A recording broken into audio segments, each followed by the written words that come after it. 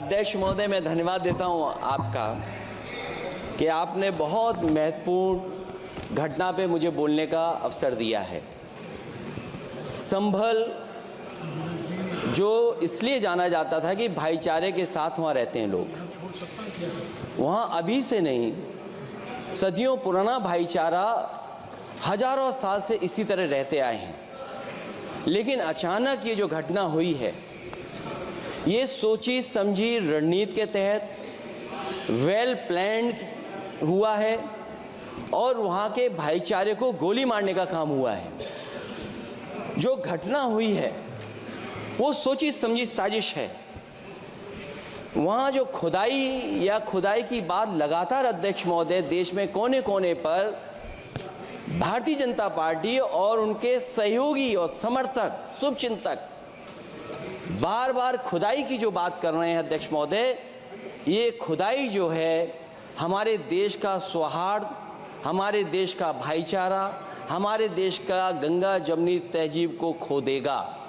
मैं आपका धन्यवाद इसलिए भी देता हूं कि इस महत्वपूर्ण जो साजिश हुई, और वो साजिश सोची समझी इसलिए मैं बोल रहा हूं। उत्तर प्रदेश का चुनाव था, पहले 13 तारीख को चुनाव होना था और 13 तारीख के चुनाव को उन्होंने बढ़ा करके 20 तारीख कर दिया। और इस जो घटना है मैं आपके सामने पढ़ना चाहता हूं। अध्यक्ष महोदय, ये यात्रा रुकी क्यों नहीं है? यात्रा ले जाओ दूसरी तरफ। अध्यक्ष महोदय, संभल की शाही जामा मस्जिद के खिलाफ 19/11/2024 को सिविल जज सीनियर डिवीजन छंदौसी संभल में एक याचिका डाली गई। कोर्ट ने दूसरे पक्ष को, अध्यक्ष महोदय सुनिए, ये सुनना चाहिए, हम यूं ही नहीं कहते थे, आप संक्षिप्त में बोले। अध्यक्ष महोदय, हम यूं ही नहीं कहते थे कि संविधान ये मानती नहीं सरकार, हम यूं ही नहीं कहते थे कि संविधान नहीं मानती। जब प्लेसेस ऑफ वर्शिप एक्ट है, प्लेसेस ऑफ वर्शिप एक्ट है, हम बनते तो बहुत कुछ हैं।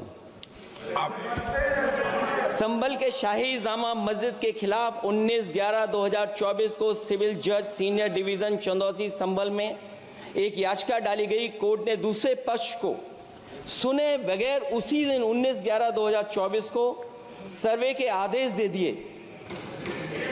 ताज्जुब की बात है, संभल के जिलाधिकारी संभल और पुलिस अधीक्षक संभल आदेश को पढ़े बगैर 2 घंटे के बाद सर्वे के लिए पुलिस बल के साथ शाही जामा मस्जिद पहुंच गए। जामा मस्जिद की कमेटी, जनप्रतिनिधि, उलेमा इकराम, सभी अधिवक्ताओं ने सहयोग दिया।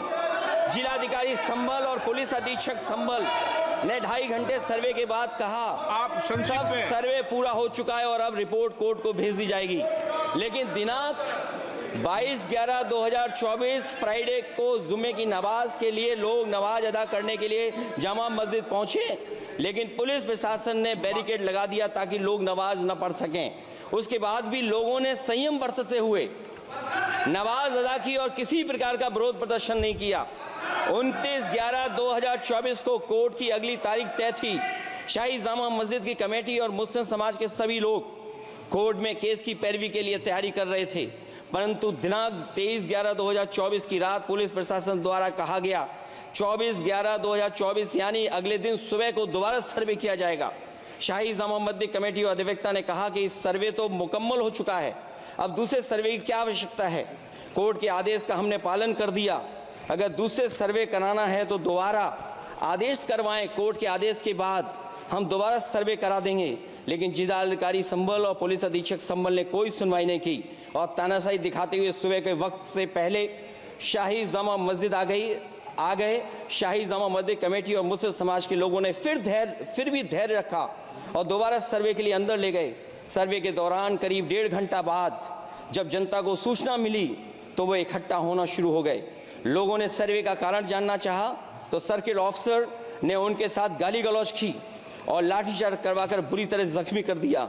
इसका विरोध करते हुए चंद लोगों ने पत्थर चलाए, जिसके बदले में पुलिस के सिपाही से लेकर के अधिकारियों तक ने अपने सरकारी और प्राइवेट हथियारों से गोलियां चलाईं, जिसका वीडियो रिकॉर्डिंग है, जिसके एवज में दर्जन लोग गोलियों से घायल हो गए हैं।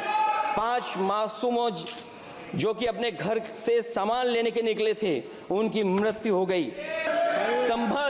संभल का माहौल बिगाड़ने में याचिका दायर करने वाले लोगों के साथ पुलिस और प्रशासन के लोग जिम्मेदार हैं। इनको निलंबित किया जाना चाहिए और हत्या का मुकदमा चलाया जाना चाहिए, जिससे कि लोगों को इंसाफ मिल सके और आने वाले समय में कोई इस प्रकार की संविधान के खिलाफ और गैर कानूनी घटना को अंजाम न दिया जा सके।